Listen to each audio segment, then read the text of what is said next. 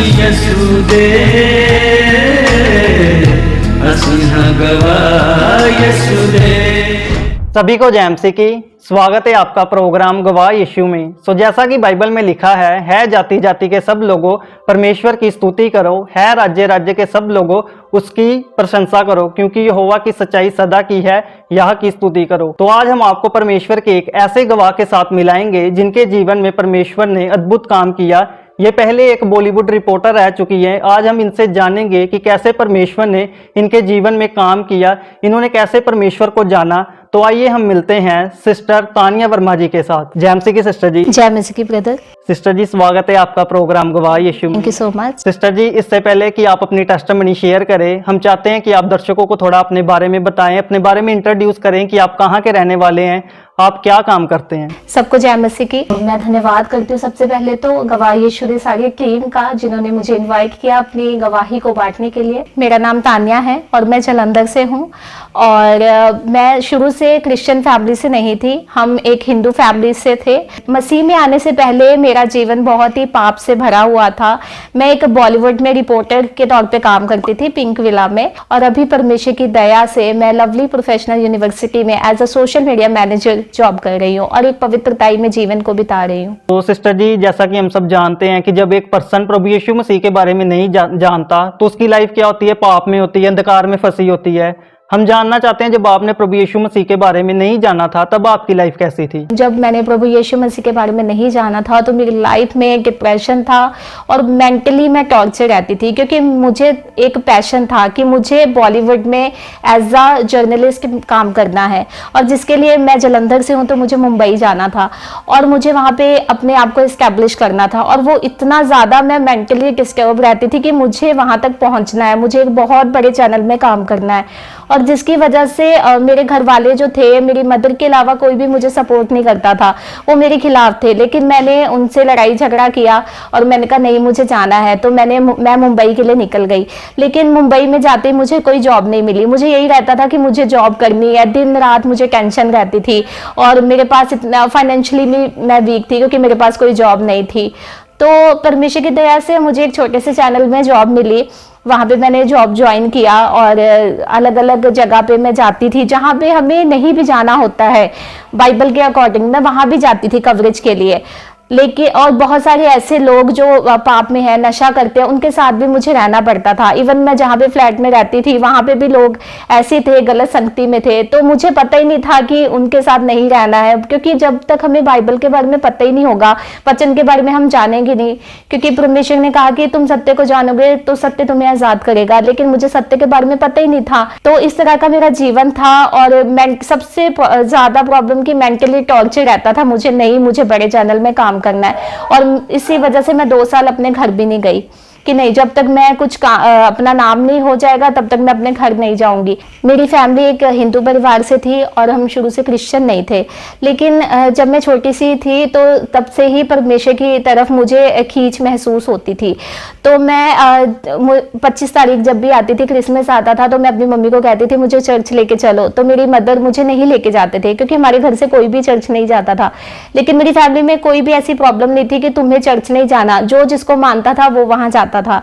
जब मैं बड़ी हुई, मैंने जॉब करनी शुरू की, तो मुझे मेरे टीममेट ने बताया कि वो लोग चर्च जा रहे हैं।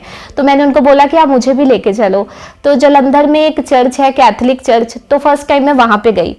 2 साल लगातार मैं वहीं पे गई। उसके बाद घर में बहुत सारी प्रॉब्लम्स रहती थी, फाइनेंशियल प्रॉब्लम थी, घर में कलेश रहता था। जब मेरी ग्रेजुएशन हो गई और उसके बाद हमने एक नया घर बनाया जो खामरा चर्च के पास था, तो वहाँ पे चर्च की आवाज़ें आती थी, तो मैं छत पे जाके उसको सुना करती थी। मुझे पता नहीं क्यों ऐसा लगता था कि नहीं, मुझे जीसस की तरफ जाना है। तो घर में प्रॉब्लम्स बढ़ती गई और इसके साथ ही साथ मेरी लाइफ में एक और चीज़ थी, मेरे अंदर डर की स्पिरिट थी। मैंने अपनी मास्टर्स कंप्लीट की, MGMC कर लिया, मैंने जर्नलिज्म चूज़ किया था क्योंकि मुझे एक पत्रकार बनना था। लेकिन मेरे अंदर वो कॉन्फिडेंस नहीं था कि मैं कैमरे के आगे बोल सकूं। तो जब मेरी मास्टर्स चल रही थी तो क्लास में LPU से मैंने मास्टर्स की है। तो लवली प्रोफेशनल यूनिवर्सिटी में जगह जगह से लोग आते हैं और वो उनका जो बेसिक मोड ऑफ कम्युनिकेशन होता है वो इंग्लिश ही होता है। तो 9 से 5 जो हमारी क्लासेस रहती थी उसमें टीचर्स भी इंग्लिश बोलते थे और बच्चे भी इंग्लिश बोलते थे, और मैं हर वक्त डर के रहती थी कि कहीं कोई मुझसे कुछ पूछ ना ले, क्योंकि मैं बोल ही नहीं पाऊंगी। मैं हिंदी बोल पाती हूँ, मैं पंजाबी बोल पाती थी, लेकिन इंग्लिश मैं लिख लेती थी, मैं समझ लेती थी, मेरे मार्क्स भी अच्छे आते थे। जब मुझे बोलने के लिए बोला जाता था तो ऐसा लगता था पता नहीं दुनिया का कौन सा डर है जिसने मुझे आके घेर लिया है। उसके बाद मेरी मास्टर्स कंप्लीट हुई और फिर एक जगह पे मैंने जलंधर में जॉब ज्वाइन किया। घर में प्रॉब्लम्स बढ़ती गई, तो वहाँ पे एक पर्सन थे, वो ऑफिस बॉय थे, तो वो चर्च में जाते थे, खामबरा चर्च में। तो उन्होंने मुझे बोला कि आप ना चर्च जाओ, जो घर में आपके लड़ाई झगड़ा होता है वो खत्म हो जाएगा। तो मैंने यूट्यूब पर देखना शुरू किया, और जब मैंने अपने स्पिरिचुअल फादर को देखा और उनको प्रीच करते देखा, मैं बहुत ही हैरान रह गई कि कोई इतनी इफेक्टिव वे से प्रीच कर सकता है। जब मैंने उनको सुना तो मैं सच में हैरान थी कि ऐसी प्रेजेंटेशन स्किल्स भी किसी की हो सकती है। तो मैं देखती रही। उसके बाद मैंने टेस्टिमनी को सुना। जब टेस्टिमनी सुना मैंने कहा अंधे भी देख सकते हैं, लंगड़े भी चल सकते हैं, ऐसा कैसे हो सकता है। तो मैंने डिसाइड किया, मैंने अपनी मम्मी से बात की, मैंने कहा मम्मा हम ना चर्च जाएंगे। मम्मी कहते ठीक है। तो जब मैं चर्च में गई फिर से मुझे वही फील होता था कि मुझे कोई खींच रहा है अपनी तरफ। मैंने डिसाइड किया, मैंने कहा मैं नहीं जाऊंगी चर्च, क्योंकि मैं क्रिश्चियन नहीं बनना चाहती हूँ। अगर मैं क्रिश्चियन बन गई तो मुझे बहुत सारी चीजें छोड़नी पड़ेंगी। तो मैंने चर्च स्किप करना शुरू कर दिया। मैंने महीने में 1 या 2 बार जाना। जब मुझे ज्यादा टेंशन होनी मैंने चर्च चले जाना, और फिर जब मुझे अच्छा लगना फिर मैंने फिर से वही पाप वगैरह जो फिल्मी गाने हैं और जो मूवीज देखना वो शुरू कर देना। उसके बाद मेरी फैमिली चर्च जाती रही। उसके बाद मुझे मुंबई जाना था अपने क्योंकि मुझे बॉलीवुड में काम करना था। ऑफिस जॉब मुझे पसंद नहीं थी, मुझे था कि मैं जगह जगह जाऊं, सारे फिल्म सेलिब्रिटी से मिलूं। तो इस बात को लेके घर में बहुत ही ज़्यादा लड़ाई झगड़ा होने लगा, क्योंकि मेरे जो फैमिली मेम्बर्स थे वो इसके अगेंस्ट थे, लेकिन मेरी मम्मी ने मेरा सपोर्ट किया और मैं मुंबई चली गई। तो परमेश्वर को तो मैं जान गई थी, पर बपतिस्मा मैंने नहीं लिया था। और मैं बाइबल लेके गई थी अपने साथ, लेकिन बाइबल रख के पास में सोती थी, कभी बाइबल को खोल के नहीं पढ़ा। तो वहाँ पे मैंने जो फ्लैट लिया था उसमें मैंने परमेश्वर के वचन को लगाया पूरी दीवारों पर मुझे नहीं पता कि ये चीजें लगानी चाहिए। वो तो जब मैं इधर आई, जलंधर में आई, तब मुझे पता चला कि ये भी लगाना चाहिए, लेकिन परमेश्वर शुरू से मेरे साथ थे, तो वो मुझे गाइड करते रहे और मैंने वचन को लगाया। लेकिन जब भी मैं जॉब के लिए जाती थी मुझे रिजेक्शन फेस होती थी। क्यों? क्योंकि मुझे बोलना ही नहीं आता था, मैं इंग्लिश में बोल नहीं पाती थी, मुझे रिजेक्शन फेस करनी पड़ती थी। तो मैं देखती थी कि परमेश्वर तेरे जो प्रॉमिसेस है जो मैंने दीवार पे लगाए हैं वो तो बहुत बड़े बड़े हैं, लेकिन मुझे तो कुछ भी नहीं मिल रहा। तो बस इसी वजह से मैं बहुत ही ज़्यादा डिप्रेस्ड हो गई, और किसी तरह से मुझे एक प्रोडक्शन हाउस में जॉब मिली जो अलग अलग चैनल्स को न्यूज़ सप्लाई करते हैं। वहाँ पे मैंने 10,000 की सैलरी पे मास्टर्स करने के बाद, जो मेरे बाकी क्लासमेट्स थे वो 40,000 50,000 दैट टाइम पे अर्न कर रहे थे, और मैं 10,000 पे। मैंने ओके बोल दिया क्योंकि मैं पैशनेट थी, मुझे पत्रकार ही बनना था। तो मैंने जब जॉब ज्वाइन किया तो अलग अलग जो पत्रकार होते हैं चैनल्स के, उनसे मेरा कॉन्टेक्ट हो गया, सेलिब्रिटीज से होने लगा। तो वो एक ही चीज़ बोलते थे कि तुम वीकेंड पे क्या करती हो। मैंने कहा मैं वीकेंड पे प्रार्थना करने जाती हूँ और संडे को मैं चर्च जाती हूँ। तो कहते तुम अभी जवान हो, इसके लिए तो पूरा टाइम पड़ा है, अभी तुम्हें बुढ़ापा नहीं आया है, तो तुम अपनी लाइफ को स्पॉइल मत करो। अगर तुम्हें आगे बढ़ना है ना तो तुम्हें ना पब में जाना पड़ेगा, बार में जाना पड़ेगा, क्योंकि वहाँ पे ना अलग अलग जगह से जैसे कि चैनल वाले आते हैं और बाकी सेलिब्रिटीज आते हैं, तुम्हारी जान पहचान होगी, रेफरेंस होगी, तब जाके तुम्हें जॉब मिलेगी, तुम सक्सेसफुल हो जाओगी। मैंने कहा नहीं, मैं नहीं जाना चाहती। कहते तुम्हें लाइफ एंजॉय नहीं करनी आती। मैंने कहा आप लोगों के लिए लाइफ एंजॉय करना वही हो सकता है, मेरे लिए लाइफ एंजॉय करना परमेश्वर के साथ करना है। तो ये चीज़ मैं उन लोगों को बोलती थी तो सब मेरा मजाक उड़ाते थे, और वो कहते थे कि तुमने ना अपने आसपास ना एक घेराव बना रखा है जिसके अंदर तुम किसी को आने नहीं देती। मैंने कहा हाँ, नहीं आने देना है। चाहे मेरी आत्मिक उन्नति नहीं हुई थी, लेकिन फिर भी परमेश्वर के लिए मेरे दिल में प्यास शुरू से थी।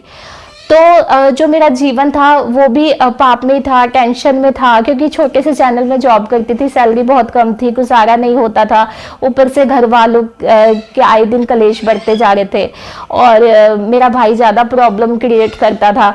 और मैं अपनी मम्मी को यही बोलती थी, वो चाहता है ना मैं सेवा करूं चर्च में आके वाइट कपड़े पहन के, ऐसा तो कभी हो ही नहीं सकता, मैंने इतनी पढ़ाई लिखाई की है, सेवा करने के लिए की है, मैं ये बोलती थी। उसके बाद मुझे पिंक विला में जॉब मिली।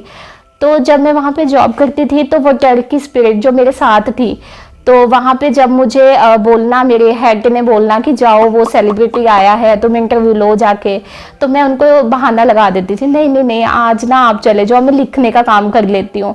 मैं लिखती थी, आर्टिकल्स लिखती थी, मैं वॉइस ओवर कर लेती थी, मैं बैक पे काम कर लेती थी, मैं फ़ोन पे इंटरव्यू ले लेती थी। कैमरा के आगे इंटरव्यू लेना पॉसिबल ही नहीं था, और इंग्लिश में बात करना तो हो ही नहीं सकता था। मैं जब पिंक विला में थी तो मैं सिर्फ सोफे पे बैठ के, टेबल पे बैठ के लिखती रहती थी। तो सब स्टाफ मेरे पास आके कहता था, यार तुम क्यों नहीं आती हो, इंटरव्यू के लिए लेती हो?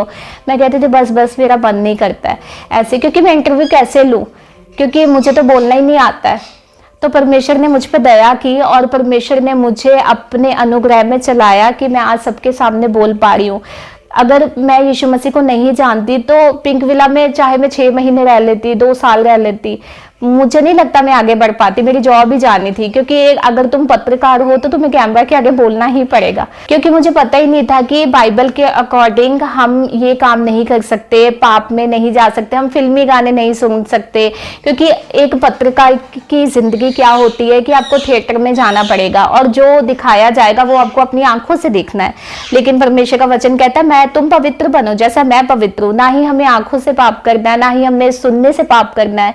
तो वो सारा जीवन मेरी लाइफ में था, वो पाप में जीवन था, क्योंकि मैं परमेश्वर को नहीं जानती थी। तो सिस्टर जी, जैसा कि आपने बताया कि कैसे आप बॉलीवुड तक पहुंचे, कैसे आपने एक बड़े फेमस मीडिया हाउस में काम लिया, तो हम जानना चाहते हैं कि आप अपनी मंजिल के इतने नजदीक पहुंचकर आपको परमेश्वर की ऐसी कौन सी आवाज आई कि आप वो सारा कुछ छोड़कर प्रभु यीशु मसीह की तरफ आ गए? तो सिस्टर जी, फिर आपको कैसे पता चला कि परमेश्वर ने आपको सेवा करने के लिए चुना है? जो मुंबई में चर्च थी उनका कैंप हुआ था 3 दिन का, और जब मैं परमेश्वर की प्रेजेंस में गई थी तो तब से परमेश्वर ने मेरा मन चेंज करना शुरू कर दिया था कि जो तू इन लोगों के लिए लिखती है वो मेरे लिए लिख।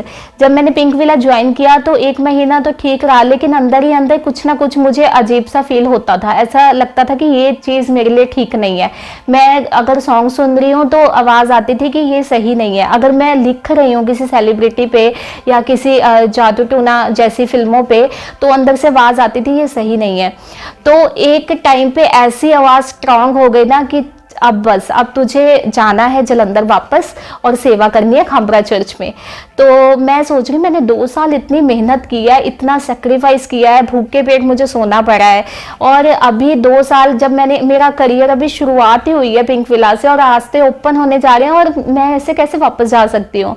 लेकिन परमेश्वर के लिए मेरे अंदर प्यास हमेशा से है, और मैं कभी उनकी आवाज़ को इग्नोर नहीं करती। तो मैंने वहाँ के जो पास्टर्स हैं उनसे बात की, मैंने कहा ऐसे ऐसे मुझे फील होता है। तो कहते अगर तुझे प्रभु की सेवा ही करनी है तो यहाँ पे रह के कर सकती है, उन्होंने ये बोला। और अगर तू बॉलीवुड में काम करती है और अपने सुसमाचार के द्वारा उन लोगों को बदल सकती है तो इससे बेहतर क्या है। लेकिन परमेश्वर का वचन कहता है कि जब तुम पवित्र आत्मा की आवाज सुनो तो अपने मनों को कठोर मत करो। तो परमेश्वर अलग अलग रेवलेशन देता है सबको।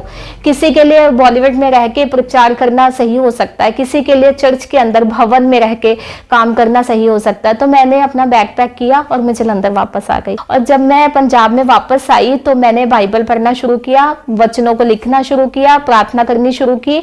पहला संडे जब मैं चर्च में गई, पापा जी ने एक बात बोली कि परमेश्वर तुम्हारे मनों से बहुत कुछ निकाल देगा तुम्हारी लाइफ से, तुम्हें अभी पता नहीं चलेगा लेकिन तुम्हें पता चलेगा बाद में। मुझे ऐसे लगा कि परमेश्वर ने मेरी लाइफ से बात की है, मुझसे ही बात की है।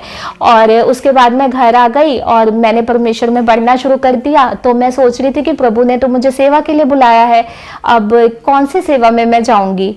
तो अगले दिन मेरा भाई मेरे पास आता है, वो भी चर्च में सेवा करता है। तो उसने मुझे बोला कि कैस्केमनी टीम में रिक्वायरमेंट है, तूने जाना है। और जब उसने कैस्केमनी टीम बोला तो मैं बहुत ही खुश थी, क्योंकि वही चीज़ कि मैं जो लोगों के लिए लिखती थी अब मैं परमेश्वर के लिए लिखूंगी। तो मैंने कहा हाँ मुझे जाना है। मैंने कैस्केमनी टीम ज्वाइन कर ली। और कैस्केमनी टीम ज्वाइन जब मैंने की तो वहाँ पे 2 महीने बहुत अच्छे से काम हुआ। और मेरी जो डर की स्पिरिट थी, मैंने कैसे मैंने टीम में जब मैं काम करती थी तो वहाँ पे कुछ लोग जैसे गांव के होते थे, पंजाब के गांव के, तो वो बिल्कुल पंजाबी उनकी ऐसी होती थी, समझ में नहीं आती थी मुझे। तो मैं अपने टीममेट से पूछती थी इन्होंने क्या बोला। तब मैंने कैसे मैंने टीम में एक बात बोली थी टेबल पे कि मुझे तो पहले ही इंग्लिश नहीं आती है, इन लोगों से बात करके मेरी ये भी इंग्लिश चली जाएगी। लेकिन परमेश्वर हमें कभी भी माइनस करने नहीं आया, वो हमें प्लस करने आया। ये बात बोलने के एक हफ्ते बाद, संडे का दिन था, मैं चर्च में सेवा करने के लिए गई थी और परमेश्वर ने मुझे बोला कि तू ये बोझ लेके क्यों घूम रही है, तू प्रार्थना कर, मैं तुझे छुड़ाऊंगा। जब प्रभु ने वो बात बोली ना, क्योंकि जब परमेश्वर हमें कुछ कहते हैं ना प्रार्थना करने के लिए, वो विश्वास भी देते हैं। वो नेक्स्ट लेवल का विश्वास मेरे अंदर आया। मैंने प्रार्थना की सिर्फ 1 मिनट की, और मैंने एक गवाही को सुना था, कैसे मैंने खुद लिखी थी, जिसमें एक सिस्टर जो ना पढ़ नहीं पाती थी बाइबल, वो पढ़ना चाहती थी, उसने प्रार्थना की, परमेश्वर ने उनको बाइबल पढ़ना सिखाया। उसके बाद जो मेरी आत्मिक माता है पास्टर सोनिया यूसुफ नरूला जी, उनकी भी सेम टेस्टिमनी है कि वो कभी क्लास में बोल नहीं पाते थे और परमेश्वर ने अभी उनको वो अनुग्रह दिया है कि वो लाखों लोगों के सामने प्रीच कर रहे हैं। तो मैंने ये 2 प्रार्थना लेके प्रार्थना की कि परमेश्वर मैं तेरा धन्यवाद करती हूँ कि बाइबल कहती है कि दूसरों की गवाही हमारे लिए भविष्यवाणी है। जिस तरह उस बहन को आपने बाइबल पढ़ना सिखाया, मेरी आत्मिक माता को प्रीचिंग का अनुग्रह दिया, मैं तेरा धन्यवाद करती हूँ कि आपने मुझे इंग्लिश बोलने का अनुग्रह दे दिया है। अभी मैं किसी के सामने भी फ्लुएंटली इंग्लिश बोल पाती हूँ, मैं तेरा थैंक्स करती हूँ। 3 दिन प्रार्थनाएं की मैंने, 1-1 मिनट की। अगले संडे जब मैंने चर्च में पैर रखा, मेरे मुंह से हिंदी पंजाबी नहीं इंग्लिश निकल गई थी, फ्लुएंट। मैं हैरान थी, मैंने कहा ये कैसे हो गया, क्योंकि ये लोगों के लिए आम बात हो सकती है, वो पढ़ लेते हैं, इंग्लिश सीख लेते हैं, बोल लेते हैं, लेकिन मैं तो सीखने के बाद भी नहीं बोल पाई। तो सब लोग मुझे देख रहे हैं, मैंने कहा ये क्या हो गया, और मैं बोल रही हिंदी पंजाबी बोल ही नहीं पा रही हूँ। तो फिर 1 महीना ऐसे चलता रहा, सबको पता लग गया जी मुझे इंग्लिश बोलनी आ गई है, और सब मेरे पास आते थे अपनी प्रॉब्लम्स लेके। जो इंग्लिश में किसी का कॉल आता था, कॉल सेंटर में मुझे बुलाया जाता था कि उसको बुला के लाओ, वो इंग्लिश में फ्लुएंट है। तो मैंने कहा ये क्या हो गया। फिर मैं काउंसलिंग टीम के पास गई, मैंने कहा ऐसे बात है। कहते हैं आपको ना प्रभु ने अनुग्रह दिया है, आप ना बैलेंस मांगो हिंदी पंजाबी और इंग्लिश में। फिर मैंने बैलेंस मांगा और वो नॉर्मल हो गया, अब मैं हिंदी में भी बात कर सकती हूँ। तो इस तरह से परमेश्वर ने मुझे टर्की स्पिरिट से आजाद किया। अब कैमरा के आगे भी मैं बोल सकती हूँ, आप सब देख ही रहे हैं। तो इस तरह से प्रभु ने मुझे आजाद किया। लेकिन मेन प्रॉब्लम्स मेरी लाइफ में आई सेवा जब मैंने शुरू की। जब मैं मुंबई में थी, जब मैं परमेश्वर की प्रेजेंस में गई थी, तो वहाँ के एक पास्टर ने मेरे ऊपर प्रोफेसी की थी कि परमेश्वर में तुमने बढ़ना शुरू किया है, अब प्रभु तुम्हें न्यू शुरुआत देगा, लेकिन इस दौरान तुम्हें मजबूती से चलना पड़ेगा। अगर तू पॉलिस से लाश की तरह मेरी आराधना करेगी तो मैं तुझे छुड़ाऊंगा। उसके बाद जब मैं पंजाब आ गई, सेवा करनी शुरू की, 2 महीने अच्छे गए। 3रे महीने मुझ पर दुष्ट आत्माओं के अटैक होने लगे, मुझे बुरे सपने आने लगे, मुझे हर वक्त किसी की प्रेजेंस फील होती थी, अपने पीछे कोई खड़ा है ऐसा फील होता था। बाल मेरे झड़ गए, बॉडी मेरी पूरी स्वेल हो गई, पैरों में बिल्कुल ताकत नहीं बची कि मैं 1 कदम भी आगे बढ़ा पाऊं। मैं पूरी अपनी फैमिली पे डिपेंड हो गई, मैं बिस्तर पे आ गई, बहुत धीरे धीरे धीरे चलती थी। और सबसे ज्यादा प्रॉब्लम्स तब बढ़ती थी जिस दिन सेवा का दिन होता था, संडे का दिन। वॉमिटिंग्स करते हुए मैं खामरा चर्च जाती थी, मेरे घर से चर्च की दूरी है 10 मिनट बाय वॉक। तो वॉमिटिंग्स करते मैं जाती थी, लेकिन जाती थी क्योंकि परमेश्वर ने मुझे सेवा के लिए बुलाया था और वो लेके भी जाते थे। और ऐसे ही 2 साल मैं सेवा करती रही। मैंने कहा मैं सेवा नहीं छोड़ूंगी, प्रार्थना नहीं छोड़ूंगी। मैं बाइबल 3-3 घंटे बाइबल पढ़ती रही। जितना बाइबल पढ़ती थी उतना अटैक्स होते थे, और सबसे ज्यादा अटैक तब होते थे जब बड़ी मीटिंग आती थी। 25 तारीख हो गया, ईस्टर हो गया, बहुत ही ज्यादा प्रॉब्लम्स होती थी। उस दिन मैं सेवा पे नहीं जाती थी, घर के कपड़ों में ही मैं जाके कलीसिया में बैठ जाती थी। दैट टाइम पे इमरजेंसी सेक्शन होता था, मैं पीछे बैठ जाती थी सिर पे चुन्नी लेके कि कोई मेरा टीममेट ना देखे, क्योंकि टीम वाले तो समझते नहीं है, वो कहते हैं आप क्यों नहीं आए, आप कलीसिया में नहीं बैठ सकते, आप सेवा करो आके। तो ऐसी कंडीशन मेरी थी, मेंटली टॉर्चर होती थी मैं, दुष्ट आत्माएं मुझ पे जब अटैक करती थी, गुस्सा आता था, घर में लड़ाई झगड़ा, घर से मैं भाग जाती थी, मैं छुप जाती थी कहीं जाके, मेरी मम्मी मुझे ढूंढेगी। ऐसी सिचुएशन मेरी होगी। काम करने की मेरे अंदर बुद्धि नहीं, पढ़े लिखने के होने के बावजूद कुछ नहीं आता था, बस इंग्लिश आती थी जो परमेश्वर ने सिखाई थी।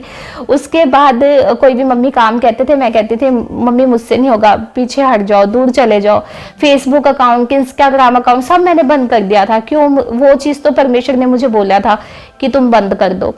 तो सिर्फ मैं परमेश्वर में बढ़ रही थी, जितना बढ़ती जा रही थी उतनी प्रॉब्लम्स आती जा रही थी। फिर घर में लड़ाई झगड़ा भी होता था। फिर मुझे बहुत ही ज़्यादा आत्मिक गुस्सा आया और मैंने सोचा कि नहीं, मैंने घुटने टेके, मैंने कहा परमेश्वर मैं अपना जीवन आपको देती हूँ, आप मुझे बदलें। क्योंकि जिस तरह पतरस ने जब अपनी नाव परमेश्वर को दी और परमेश्वर ने उस नाव को मछलियों से भर दिया, मैंने कहा प्रभु मैं अपना जीवन आपको देती हूँ, आप मुझे बदले। मैंने फुल टाइम ज्वाइन कर दिया चर्च। जितना मेरी सेवा पे अटैक हुआ मैंने उतना ही ज्यादा, मैंने कहा अब मैं फुल टाइम चर्च जाऊंगी। मैंने full time Khamra church join कर लिया।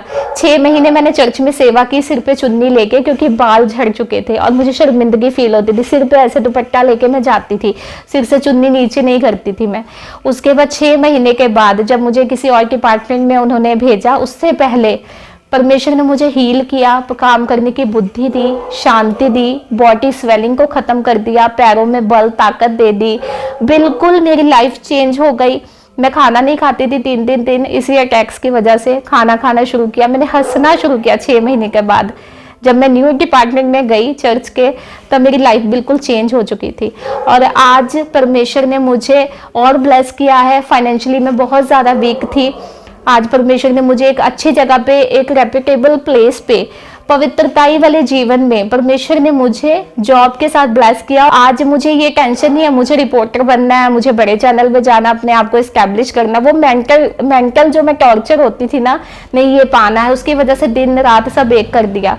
अभी कोई रिग्रेट नहीं है कि नहीं मुझे वहां जाना है, कोई टॉर्चर नहीं है, पीस है मेरी लाइफ में। और इस तरह से परमेश्वर ने मेरी लाइफ को चेंज किया है और आज मैं एक पवित्रताई का जीवन जी रही हूँ और सेवा भी करती हूँ। परमेश्वर के सुसमाचार को लोगों को बांटती हूँ और फाइनेंशियली भी प्रभु के भवन में मैं सपोर्ट करती हूँ। मैं प्रभु का धन्यवाद करती हूँ कि मैं कुछ करने के काबिल भी नहीं थी। मैं अपनी मम्मी पे डिपेंड थी, मैं बेड पे पड़ी हुई थी, मेरे सिर पे बाल नहीं थे, मेरी पूरी बॉडी स्वेलिंग से भरी हुई थी, मुझसे कोई काम नहीं होता था। आज मैं मल्टीपल काम हैंडल कर पा रही हूँ सिर्फ जीसस की वजह से। तो सिस्टर जी आपकी जो जर्नी है वो बहुत ही लॉन्ग है। कैसे आप बॉलीवुड तक गए, फिर से परमेश्वर ने आपको जलंधर आने के लिए उभारा, तो आपकी जो जर्नी है वो काफी लॉन्ग है। जो आजकल के यूथ लड़के लड़कियां हैं वो बॉलीवुड जाने के लिए तरसते हैं, आप वहां से होकर आ चुके हैं। सिस्टर जी हम जानना चाहते हैं कि बॉलीवुड रिपोर्टर तानिया में और अब की तानिया में क्या फर्क है, क्या डिफरेंस है? जब मैं बॉलीवुड में थी तो वो सारी चीज़ें थी जिसके लिए मैं पैशनेट थी। मैं सेलिब्रिटीज से मिलती थी,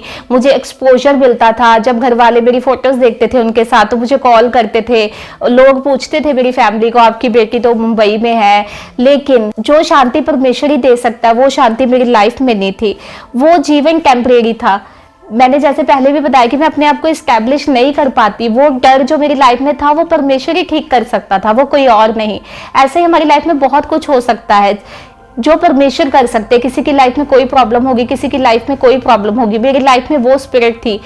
तो हम जहां भी जाए, हम परमेश्वर के बिना कुछ नहीं है, कुछ भी नहीं। चाहे हम मसीह में हैं, चाहे हम अन्य जाति में हैं, परमेश्वर हमें इस धरती का जीवन थोड़ा सा है। जो मेन जो जीवन है वो अनंत जीवन है, वहां तक हमें परमेश्वर ही लेके जाता है। और अगर हमारी लाइफ में परमेश्वर है तो वो होप है। आज हमारी लाइफ में कोई दुख आ जाए तो हम डरते नहीं है, हम खुद हाथ पैर नहीं मारते, हम जाते हैं प्रार्थना करते हैं, क्योंकि हमें पता है कि परमेश्वर ने कहा तू आग में से होकर जाएगा, आग तुझे जला ना पाएगी। ऐसा नहीं है कि प्रॉब्लम्स नहीं आएगी, प्रॉब्लम्स आएगी, लेकिन परमेश्वर हमें उन प्रॉब्लम्स से निकालता है।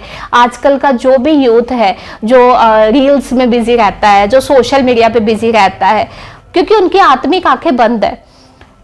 ये सारी चीजें हमारी लाइफ को कहीं ना कहीं खराब करे। हम इजिली झूठ बोलते हैं। एक पत्रकार का जीवन वो झूठा ही होता है, सीधी सी बात है। कोई अगर तुम सच बोलोगे उसकी कोई वैल्यू नहीं की जाएगी। हमें बहुत सारी ऐसी चीजें कैमरे पे बोलनी पड़ती थी जो सही नहीं है, तो वो झूठ के इफेक्ट दैट टाइम नहीं दिखते, लेकिन वो कहीं ना कहीं हमारी फैमिली में, हमारी लाइफ में काम करते हैं। तो परमेश्वर ने मुझ पर दया की है, बहुत बड़ी दया की है। अगर मैं वहीं रहती तो मैं धरती पे मे भी सक्सेसफुल हो जाती, मे भी, लेकिन अनंत जीवन में तो मैं प्रवेश ही नहीं कर पाती। तो ये सबसे बिगेस्ट टेस्टिमनी है मेरी लाइफ की। लोग कहते हैं ना बड़ी गवाही क्या है, मुझे कार मिल गई, मुझे बंगला मिल गया, ये मेरी बड़ी गवाही है। ये आपकी बड़ी गवाही नहीं है। आपकी बड़ी गवाही ये है कि परमेश्वर ने आप पे दया की है और आपकी आत्मिक आंखों को खोला है। जब तक हमारी आत्मिक आंखें नहीं खुलती ना, हम नहीं जान पाते कि ये, मेरी मम्मी मुझे कहती थी तान्या तो दसवांश बो अगर तुझे जॉब चाहिए। मैं कहती नहीं नहीं मम्मी, बचता ही नहीं है कुछ। तो कब मैंने दसवांश बोना शुरू किया, अब तो मैं ऑफरिंग भी देती हूँ क्योंकि परमेश्वर ने इस काबिल मुझे बनाया है। स्पेशल सीट्स भी होती हूँ जब मेरी आत्मिक आंखें खुली। अगर आप परमेश्वर को जान गए हैं, आपकी आत्मिक आंखें खुल गई, तो ये सबसे बड़ी आपकी टेस्टिमनी है और इसी के लिए हमें हर दिन धन्यवाद देना चाहिए। तो सिस्टर जी, जैसा कि आजकल हम देखते हैं कि क्रिश्चियनिटी पर अक्सर आरोप लगता है कि क्रिश्चियन लोग जो हैं वो दूसरे लोगों को पैसा देकर उनका धर्म परिवर्तन करते हैं। आप मीडिया में काम कर चुके हैं, आपको पता है कि कैसे झूठ को सच बनाया जाता है और सच को झूठ। तो हम जानना चाहते हैं, आपने भी अपनी गवाही में बताया कि आप क्रिश्चियन परिवार से नहीं हैं। हम जानना चाहते हैं कि आपने जब प्रभु यीशु मसीह को कबूल किया, आपको कितने पैसे मिले? आपने अपनी सेवकाई में देखा हो कि किसी को पैसे देकर उसका धर्म परिवर्तन किया गया हो? आप किसी भी चर्च में चले जाओ तो वहां पे कोई अनपढ़ नहीं बैठा, सब पढ़े लिखे लोग बैठे हैं। और पढ़े लिखे लोग पैसों से नहीं बिकते। अनपढ़ है, गरीब है, उनको चलो हम 1-2 हज़ार दे के उनका धर्म परिवर्तन कर दिया, मान लो, चलो मान लेते हैं, वैसे ऐसे होता नहीं है। लेकिन पढ़े लिखे, मेरे जैसे पढ़े लिखे को, जो मास्टर्स मैंने की हुई है, पढ़ी लिखी हूँ, सब समझ है, मुझे कोई पैसे दे के बोले धर्म परिवर्तन कर दिया, मैं तो नहीं करूंगी।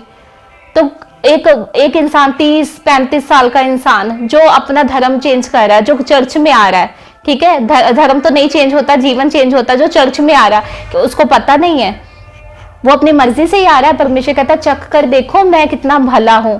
जो परमेश्वर को जान गए हैं ना, वो परमेश्वर से कभी पीछे नहीं मुड़ सकते और परमेश्वर जीवन बदलने आया। मैं मुंबई में थी, मेरे घर वाले कहते थे आजा आजा, 2 साल कहते रहे, मैं नहीं आई। परमेश्वर ने मेरा मन चेंज किया, मैंने बैग पैक किया, मैं जल्दी से आ गई।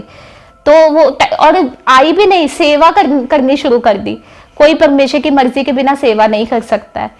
तो ये जितने भी लोग हैं वो बोलते हैं धर्म परिवर्तन, धर्म परिवर्तन। आप बाहर बैठ के बात मत करो, आप 1 महीना चर्च में आके इन्वेस्टिगेशन कर लो कि कौन सा धर्म परिवर्तन होता है, और उसके बाद वो इन्वेस्टिगेशन करने के बाद जो आपको प्रूफ मिलते हैं वो सबको दिखाओ। प्रूफ के साथ बात करो, बिना प्रूफ के आप कुछ भी बोली जाओ, उसकी कोई वैल्यू ही नहीं होगी। क्योंकि परमेश्वर ने कहा कि हर एक घटना उसके आगे टिकेगा। परमेश्वर ने अपनी महिमा करवा लेनी है और हर एक घटना उनके आगे टिकेगा ही टिकेगा। ऐसा पॉसिबल ही नहीं है कि नहीं है। और जो लोग बोलते हैं ना कि धर्म परिवर्तन, उनको भी परमेश्वर ने ही बनाया है, और वो चाहे ना आज ही आपका मन चेंज करके आपको चर्च में ले आए, ऐसे आते भी हैं कई लोग। तो ये सारे जो आरोप लगते हैं, क्रिश्चियनिटी का विरोध होता है, कभी सुना है कि क्रिश्चियन लोगों ने विरोध कर दिया? किसी का नहीं सुना ना, बस लोगों ने क्रिश्चियन लोगों का विरोध कर दिया। और लोग कहते हैं कि पैसे लेके धर्म परिवर्तन किया, तो पैसे कमाना होता है तो वो वाली लाइफ मैं कभी भी ना छोड़ती। मेरा तो करियर अभी स्टैब्लिश ही होना शुरू हो गया था, मैं आगे बहुत बढ़ जाती, मैं बहुत पैसे भी कमा लेती। वो लाइफ छोड़ के सेवा वाला जीवन बिताना, एक पवित्रताई वाला जीवन बिताना, शांत जीवन बिताना, ये सिर्फ परमेश्वर ही कर सकता है। तो सिस्टर जी, जो यंग लड़के लड़कियां अभी हमें देख रहे हैं, जो भी पाप में फंसे हैं, व्यभिचार में फंसे हैं, जो रील्स पर उल्टी सीधी हरकतें कर कर फेमस होने की कोशिश कर रहे हैं, आप उनको क्या मैसेज देना चाहते हैं? अगर आप फेमस होना चाहते हैं रील्स बना बना के, तो परमेश्वर आपको फेमस कर सकता है, क्योंकि कंट्रोल इस धरती का परमेश्वर के हाथ में है। हम फेमस हो जाएं और बाद में हमारा नाश हो जाए, हम खत्म हो जाएं, उसका कोई फायदा नहीं है। क्योंकि जब मैं मुंबई से वापस आई थी तो बाद में जो न्यूज आई थी, बहुत सारे सेलिब्रिटीज ने सुसाइड किया था। अब उनके पास तो बहुत पैसा है, उन्होंने सुसाइड क्यों किया? क्योंकि उनके पास परमेश्वर नहीं है। जब हमारे पास परमेश्वर होता है तो हमारी लाइफ में एक होप होती है। अगर हम उस रास्ते पे चलेंगे, प्रभु यीशु मसीह के रास्ते पे चलेंगे, तो वो परमेश्वर ने कहा अंत में तेरी आशा पूरी होगी। जिस चीजों के पास पीछे हम भाग रहे हैं, चाहे वो पैसा है, चाहे वो फेम है, वो प्रभु देता है। प्रभु ने कहा तुम मेरी सुन, अंत में तेरी आशा पूरी होगी। अंत में हमारी ही प्रभु ने आशा पूरी करनी है, क्योंकि हम उसके बेटे बेटियां हैं। तो मैं चाहती हूँ कि जितने भी यूथ आजकल अपने टाइम को वेस्ट कर रहे हैं रील्स देख देख के, और अजीब सी जो भी वो बनाते हैं, टिकटॉक हो गया, रील्स हो गया, लोगों की अटेंशन लेने के लिए, तो ये इसीलिए है क्योंकि उनके पास कोई है नहीं जो उनको प्रेम करता हो। वो लोगों की अटेंशन चाहते हैं, लेकिन परमेश्वर एक प्रेम है, वो सबको प्रेम करते हैं। जब हम प्रभु यीशु में आएंगे तो परमेश्वर हमें फेमस भी करेगा और हमारी रिस्पेक्ट को भी बढ़ाएगा, क्योंकि उस फेम का कोई फायदा नहीं जो बाद में हमारे चरित्र चरित्र पे दाग लगाए, क्योंकि उस फेम का कोई फायदा ही नहीं है जिसमें शांति नहीं है। अगर आप अंदर से शांत नहीं है ना, तो आप कहीं भी सरवाइव नहीं कर पाएंगे, चाहे आप मुंबई चले जाएं, चाहे आप कनाडा चले जाएं। अगर आपके पास यीशु मसीह है तो आप धरती के किसी भी कोने में चले जाएं, परमेश्वर आपके साथ है और परमेश्वर की शांति, उन्होंने कहा जिस तरह माता अपने पुत्र को शांति देती है उसी तरह मैं तुम्हें शांति दूंगा। तो परमेश्वर की शांति, प्रॉब्लम्स आएंगी, प्रॉब्लम्स के बीच में परमेश्वर की शांति आपको संभाल के रखेगी। और मैं सेकंड मैसेज ये देना चाहती हूँ, मैंने बहुत सारे लोगों को देखा है, वो चर्च आते हैं, जॉब करते हैं, घर जाते हैं, दैट्स इट। परमेश्वर ने हमें इसके लिए नहीं चुना। परमेश्वर ने कहा खेत तो तैयार है, मजदूर थोड़े हैं। परमेश्वर ने हमें सेवा करने के लिए चुना है।